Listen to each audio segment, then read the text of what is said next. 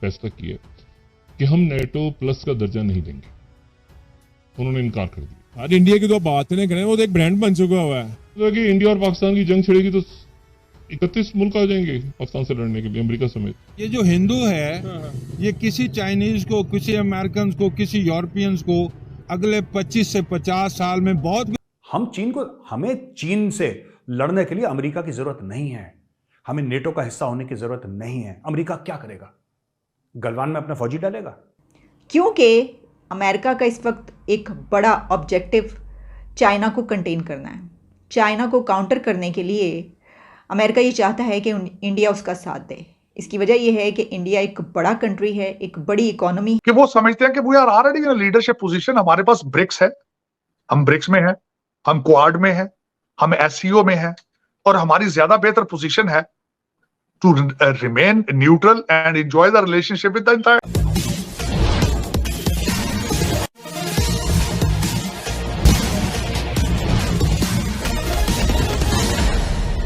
चीन के खिलाफ भारत को अमेरिका नेटो में शामिल करना चाहता है, लेकिन भारत ने अमेरिका को बता दिया है कि चीन से भारत अकेले निपटने में सक्षम है, जिससे चीन ही नहीं बल्कि अमेरिका के भी होश उड़े हुए हैं। भारतीय सेना के बारे में बताया जा रहा है कि अब यह हिंदुओं की फौज जागृत हो उठी है।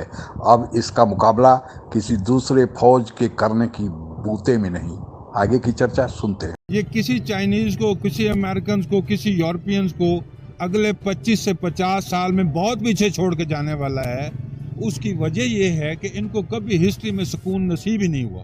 अच्छा। ये 75 साल पिछले जब उनको वो पुरसुकून तरीके से वो कर रहे हैं, तो आपको पता है वो दुनिया के हर शोबे में जाके लीड कर रहे हैं। ठीक हो गया। ठीक है। और वो मजीद कर रहे हैं। आपको जायजा लेना चाहिए। ठीक है। कि क्या वाकई वो हीरो हैं और क्या वाकई हम लोग आपस में इतने घटिया हैं कि कभी मिल के बैठ नहीं सकते। हमें चीन से लड़ने के लिए अमेरिका की जरूरत नहीं है। हमें नेटो का हिस्सा होने की जरूरत नहीं है। अमेरिका क्या करेगा? गलवान में अपना फौजी डालेगा? Not required sir, thank you very much. Not required, not required at all. Chinese को तो हम सॉर्ट आउट कर लेंगे, ठीक है। और अगर समुद्रों में चीन के साथ लड़ना और वहां पे अमेरिका है तो वहां पे क्वाड है, वहां पे क्वाड है, क्वाड उसको देख लेगा। लेकिन आप ये सोचें कि साहब हम नेटो प्लस का हिस्सा बन जाएं और हम एक ऐसी ग्रुपिंग का हिस्सा बन जाएं जिसका मेन एम हो रूस को थ्रेटन करना, तो ये चलबे ना दादा, चलबे ना। ये इंडिया कभी नहीं करेगा। भारत कभी ऐसा काम करेगा नहीं जिससे रशिया को नुकसान हो। यह आप मुझसे लिख के ले लीजिए। रशिया आज की तारीख में थोड़ा सा डाउन है क्योंकि दुनिया भर के सैंक्शंस हैं, ठीक है। इसको कहते हैं दोस्ती, इसको कहते हैं दोस्ती। जब आपका दोस्त उतनी ऊंचाइयों पर ना हो जितना वो था और आपके दोस्त बुरे वक्त से गुजर रहे हो, उस वक्त अगर आप दोस्त का हाथ पकड़ के उसके साथ खड़े हैं, ठीक। क्योंकि अमेरिका का इस वक्त एक बड़ा ऑब्जेक्टिव चाइना को कंटेन करना है। चाइना को काउंटर करने के लिए अमेरिका ये चाहता है कि इंडिया उसका साथ दे। इसकी वजह यह है कि इंडिया एक बड़ा कंट्री है, एक बड़ी इकोनॉमी है, बहुत ह्यूज पॉपुलेशन है, उनके पास मिलिट्री इक्विपमेंट्स और मिलिट्री पावर भी है। तो अमेरिका को और क्या चाहिए? और फिर ये भी साथ में कि इंडिया और चाइना तो आपस के जैसे ताल्लुकात हैं उनको भी आप जानते हैं।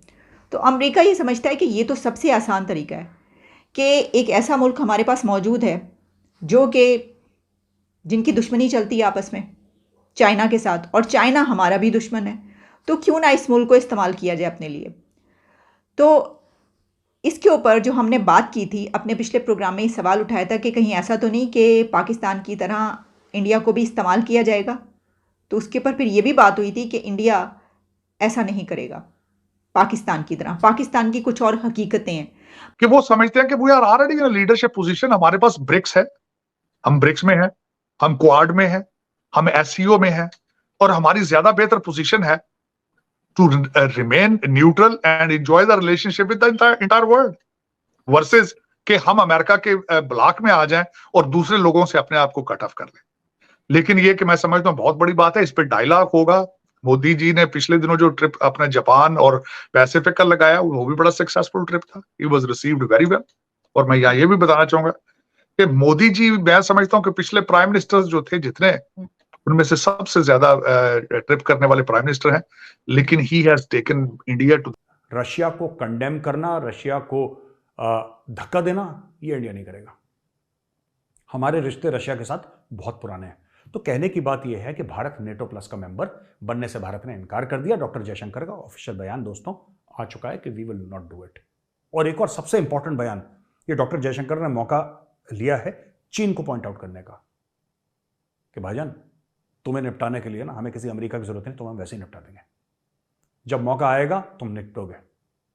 और जैसे राजकुमार कहता है ना कि जानी जगह भी हमारी होगी, समय भी हमारा होगा और पिस्तौल भी हमारी होगी, ये समझ लो। इंडिया हमेशा से ये पॉलिसी रखता है कि वो किसी भी मिलिट्री अलायंस का हिस्सा नहीं बनेगा। और लेकिन इसी के साथ ये भी आप देखें उनकी इंटेलिजेंट मूव कि वो मिलिट्री टेक्नोलॉजीज़ हासिल कर रहे हैं, ऐसी टेक्नोलॉजीज़ भी ले रहे हैं जो जर्मनी उनको उनके मुल्क में आके ट्रांसफ़र कर रहा है। अभी जब आगे इंडिया के पीएम का विज़िट है अमेरिका में, तो अमेरिका में जो एक बड़ी डील की बात की जा रही है उसमें यही होगी कि जी उनके पास आकर वहाँ पर इंडिया में अपनी टेक्नोलॉजी ट्रांसफ़र करेगी।